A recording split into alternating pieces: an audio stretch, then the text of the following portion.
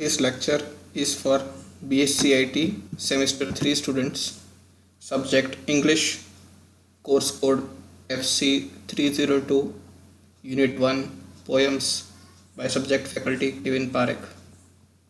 The three poems in this unit are: first poem was The Road Not Taken by poet Robert Frost. The next poem was Felling of Banyan Tree by poet Dilip Chitre. And the final poem of this unit is No Men Are Foreign by author James Kirkup. This poem will be asked in exam as a 10-mark question. You have to write the summary of this exam. A brief about the author: poet, playwright, novelist, traveler James Falconer Kirkup. He was born on 23rd April 1918, died on 10th May 2009. Started his poetic career with short verses, haikus and tanks. Went to become a prolific writer in the English literature. He wrote over 30 books, including autobiographies, novels and plays. He became a Fellow of the Royal Society of Literature in 1962. Though less canonized in the British Isles, he has found his success in Japan, where he breathed his last. The summary of the poem No Men Are Foreign. No Men Are Foreign is written by James Kirkup. In this poem, the poet says, તમે તમારું material સાથે પણ અત્યારે રાખી શકો. તમારા મટીરિયલમાં આ જ રીતે ત્યાં એક્સપ્લેનેશન આપેલું હશે. તમને જે PDF ફાઇલ આપેલી છે, જે મટીરિયલની પ્રિન્ટઆઉટ આપેલી છે, એ મટીરિયલની તમે પ્રિન્ટઆઉટ ન હોય તો એ PDFમાંથી તમે પ્રિન્ટઆઉટ કઢાવી શકો છો. 4 યુનિટનું જે તમને મટીરિયલ આપે છે એનું તમે હાર્ડ કોપીના ફોર્મમાં પ્રિન્ટઆઉટ કઢાવી અને તમે રિફર કરશો એટલે સેમ અહીંયા જે આપણે એક્સપ્લેન કરીએ છીએ એ જ રીતના તમે સામું ત્યાં જોઈ શકશો. In this poem, the poet says, we human beings should always remember that no men are strangers. કોઈ વ્યક્તિ strangers હોતું નથી. Unusual and no other countries are foreign. No countries are foreign. કોઈ countries foreign એ હોતું નથી. Below all kinds of uniforms, we all possess the same body. Below all kinds of uniforms એટલે આ world war વખતની poem છે.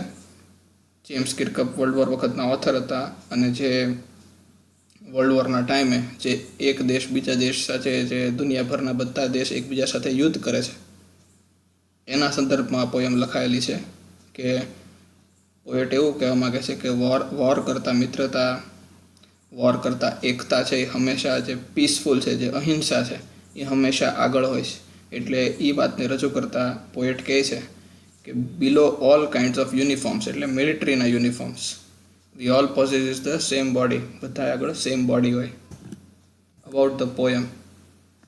The poem talks about the concept of global brotherhood એટલે ભાઈચારો and equality without any place for any kind of prejudice. Prejudice એટલે એક બીજા માટે જે વેરભાવના, દુશ્મનની ભાવના હોય એના કરતાં ભાઈચારાની ભાવના હંમેશા બધાય માટે હિતકારી હોય. ઇક્વાલિટીની ભાવના હિતકારી હોય. આપણને ખાલી નામ પડતા જ તે, દાખલા તરીકે કોઈ એક કન્ટ્રીનું નામ પડે, પાકિસ્તાન કે અરબ કે કોઈ કન્ટ્રીનું નામ પડે એટલે ઓટોમેટિક ઘણા લોકોને માઇન્ડમાં એના પ્રત્યે નેગેટિવ વિચારો શરૂ થઈ જાય. અને ઘણા કન્ટ્રીના નામ પડે તો ઓટોમેટિક એના પ્રત્યે પોઝિટિવ વિચાર શરૂ થઈ જાય. તો એ પોઝિટિવ કે નેગેટિવ જે થોટ્સ આવવા કન્ટ્રીનું નામ સાંભળતા જ એને કહેવાય પ્રિજ્યુડાઇસ એટલે કે પૂર્વગ્રંથિ. It can be described as a post-colonial poem which talks of, એટલે આઝાદી પહેલાની poem, which talks of globalization એટલે વાસુદેવ કુટુંબકમ, એક બધા ભાઈ જ છે, and its resultant human unity worldwide એટલે બધા હ્યુમન્સ વચ્ચેની unity વર્લ્ડવાઇડ. The poem seems to be written at a crucial time around the late 1940s when the entire colonial world was revolting against their oppressors. એના દુશ્મનની જ્યારે ખૂબ જ ચાલતી હતી, ભયંકર વર્લ્ડ વોર, વિશ્વયુદ્ધ ચાલતું હતું, એ સમયમાં પોયમ લખાયેલી છે. We all breathe in the same manner. The land upon which our brothers walk upon is the same land on which we move, and it is the same land below which we shall all be at the end of our days. That is it, after we dies. આપણે ત્યાં જ આવ્યા છીએ, ત્યાં જ જીવવાનું છે અને એ જ જમીનમાં પાછું આપણે જતું રહેવાનું છે. તો પછી ભાઈચારો કેમ નહીં અને કેમ આટલી બધી દુશ્મનાટ, એવો ઓથર અહીંયા વાત એની રજૂ કરે છે. The sun, air and water that we enjoy ourselves with is the same for other human beings also. જે વિશ્વયુદ્ધ કરતા દેશ છે એ બધાય દેશની અંદર સન છે તો બધા એક જ સૂર્ય નીચે ઊભા છે, બધાને એક સરખો જ એર આવે છે, પાણી પણ એક સરખું જ પીવે છે, ખાય છે પણ એક સરખું જ છે. તો બધી બધી કુદરતે જ્યારે સિમિલારિટી રાખેલી છે તો આપણે દુશ્મનાવટ શું કામ ઊભી કરીએ છીએ? એવો ઓથર, એવો પોએટ અહીંયા પ્રશ્ન ઊભો કરે છે. આપણે એક્ઝામમાં પણ આ જ રીતે લખશું કે નેચરમાં કેટલી બધી દરેક હ્યુમન્સ વચ્ચે સિમિલારિટી છે. તો અહીંયા જે કોમન વસ્તુ છે નેચરની, કે સન છે, એર છે, વોટર છે, બોડી છે, ફૂડ છે, કુદરતે જેટલી વસ્તુ બધા વ્યક્તિ માટે કોમન આપેલી છે એ બધી વસ્તુને આપણે અહીંયા દર્શાવવાની, અને એ જ પોઈન્ટ અહીંયા મૂકવાનો છે કે આટલી બધી વસ્તુ કુદરતે બધા વચ્ચે એક આપવા છતાં જે વર્લ્ડ વોરના સમયે યુદ્ધની ભાવના હોય છે, વેર ભાવના હોય છે, તો એ એના કરતાં ખોટી હોય છે અને ભાઈચારાની ભાવના સારી હોય છે. તો આ એકની એક જ વાત છે, પણ અલગ અલગ સિમિલારિટી, અલગ અલગ કોમન વસ્તુ જે હોય, જે વ્યક્તિને બાંધતા હોય, એક મનુષ્યને બીજા મનુષ્યમાં જે કોમન વસ્તુઓ હોય, એ કોમન વસ્તુઓનો ત્યાં સંગ્રહ આપણે એક્ઝામમાં દર્શાવવાનો છે. એ જ પોઈન્ટ આપણે રજૂ કરવાનો છે કે કુદરત ભેદ રાખતી નથી, કઈ રીતે નથી રાખતી એનો અલગ અલગ રીતે અહીંયા જે અલગ અલગ પંક્તિઓ, અલગ અલગ જે સ્ટેન્ઝા, અલગ અલગ પેરેગ્રાફ છે એમાં એનું એક્સપ્લેનેશન આપેલું છે.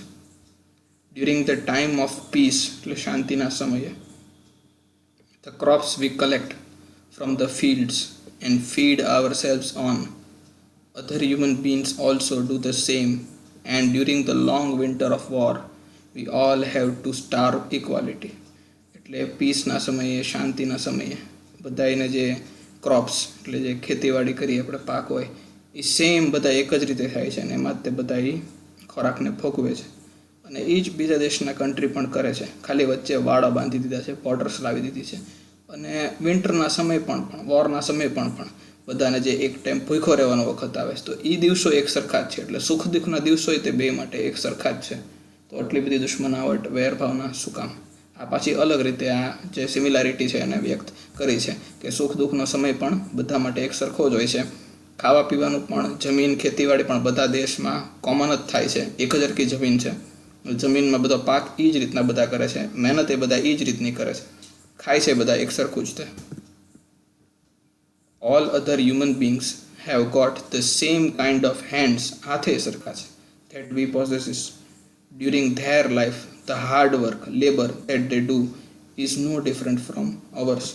એ એના જીવનકાળમાં જે મહેનત કરે છે, જે હાર્ડ વર્ક કરે છે, એ આપણા જેવું જ છે, એ આપણા કરતાં અલગ નથી. એટલે અહીંયા અગેન પાછી સિમિલારિટી આવે છે કે ક્રોપ્સના ટાઈમમાં, ફિલ્ડ્સમાં, ફીડમાં, પછી એના હાથ છે, એ જે મહેનત કરે છે, લેબર કરે છે, આ બધી સિમિલારિટી દેખાડેલી છે. Next, we should remember that other human being possesses the same kind of eyes like those of ours. Other human beings possesses એટલે એમની પાસે પણ આપણા જેવી જ આંખ છે, આપણે જેવા જ હાથ છે. their eyes wake, sleep like those of ours. આપણી જેમ જ એની આંખ સૂઈ જાય છે, આપણી જેમ જ ઉઠે છે. એટલી બધી સિમિલારિટી મનુષ્યમાં એકતા માટે જોવા મળે છે. Other human beings possesses the same strength that we have, and this strength of theirs can be won only by love. એટલે જેટલી પણ સ્ટ્રેન્થ છે એકબીજાના સહકાર માટે ઉપયોગ થાય તો એ બધા માટે હિતકારી છે. અને એક મનુષ્ય બીજા મનુષ્યને હંમેશા પ્રેમથી જ જીતી શકે. બીજી એવી કઈ વસ્તુ નથી જેનાથી એક મનુષ્ય બીજા મનુષ્યને જીતી શકે. In every land, country, we find the common pattern of life that we all can recognize and understand. દરેક દેશની અંદર જીવનશૈલી છે, લાઈફસ્ટાઈલ છે, એ વ્યક્તિથી વ્યક્તિ, સોસાયટીથી સોસાયટી, સમાજથી સમાજ, દરેક જગ્યાએ એક સરખી જ આપણને જોવા મળે છે. એની જે પેટર્ન છે એ પેટર્ન પણ લગભગ બધાય કન્ટ્રીમાં એ પેટર્ન સેમ જ છે. જે નેચરમાં જે વસ્તુ જે કન્ટ્રીને મળેલી છે સેમ એવી જ તે એના એન્વાયરમેન્ટ પ્રમાણે બીજા કન્ટ્રીઝને સેમ વસ્તુ મળેલી છે. મોટાભાગની ખાવા પીવાની વસ્તુ છે, સન છે, એર છે, વેધર છે, ક્લાઇમેટ છે, રેઇન છે, વર્કિંગ સ્ટાઇલ છે, સૂવાની છે, ઉઠવા બેસવાની સ્ટાઇલ છે, ફેમિલી મેથડ છે, લગભગ બધી જ જગ્યાએ સરખી છે. તો વેર શું કામ એવો પ્રશ્ન અગેન પોએટ અહીંયા મૂકે છે. વી human બીન્ગ્સ must remember that whenever we are told to hate our brothers, it will be only ourselves that we shall deprive of their love, because all men are our brother. એમ કહે છે કે આપણા બધા જ એક સરખા જ ભાઈ જ છે. જ્યારે પણ આપણને પોલિટિશિયન્સથી કે નાનપણથી જ્યારે આપણો ઉછેર થાય છે ત્યારે નાનપણથી જ આપણી માનસિકતામાં મૂવીઝ દ્વારા, ટીવી સિરિયલ દ્વારા, એજ્યુકેશન દ્વારા, સમાજ દ્વારા, લોકો દ્વારા જે બિલીફ સિસ્ટમ આપણે ઊભી કરી છે, જે સમજણ આપણે ઊભી કરી છે, એના આધારે જ આપણે બીજા લોકોથી વેર રાખીએ છીએ. આપણે જે ન્યૂઝમાં સાંભળીએ છીએ, બીજા લોકોનું સાંભળીએ છીએ, એ બધું સાંભળીને જ આપણને બીજા લોકો સાથે વેર થાય છે. તો જ્યારે તમને કોઈ બીજા કન્ટ્રીના લોકો સાથે વેર થાય, બીજા લોકો સાથે વેર થાય, તો તમે તમારી જાતને તે એટલા લોકોથી વંચિત રાખો છો. એના પ્રેમથી તમે એને વંચિત રહ્યો છો. કારણ કે પછી તમારામાં એ ભાઈચારાની ભાવના રહેતી નથી. જ્યારે કાંઈ તમારી પાસે ન્યૂઝની ઇન્ફોર્મેશન નથી તો બાય ડિફોલ્ટ તમારી પાસે ભાઈચારાની ભાવના હતી જ તે, એકબીજા માટે પ્રેમ હતો જ તે. પણ કેમ કે તમને ન્યૂઝમાં, મીડિયામાં, ઇન્ફોર્મેશનમાં, એજ્યુકેશનમાં, ટીવીમાં નાનપણથી એવી જ વાતો આપણે સાંભળી છે જેનાથી આપણે વેર વધે, એકબીજા સાથે દુશ્મનાટ વધી જાય.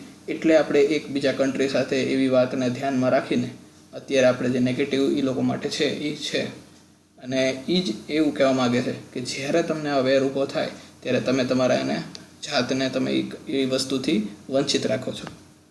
વી આર ઓનલી ક્રિટિસાઇઝિંગ એટલે સામાનું નેગેટિવ જોવું અને બોલવું, એનું અપમાન કરવું. We are only criticising and deceiving ourselves, એટલે આપણે આપણી જાતને છેતરી રહ્યા છે.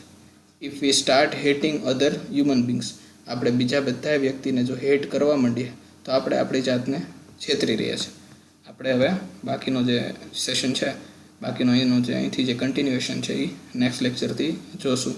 એક્ઝામની દ્રષ્ટિએ પોયમ ખૂબ જ ઇમ્પોર્ટન્ટ છે, નો મેન આર ફોરેન, અને આપણે એક્ઝામમાં ખાસ લખશું આની સમરી 10 માર્કમાં. અત્યારે આપણે આ લેક્ચરને અહીંયા એન્ડ કરીએ છીએ.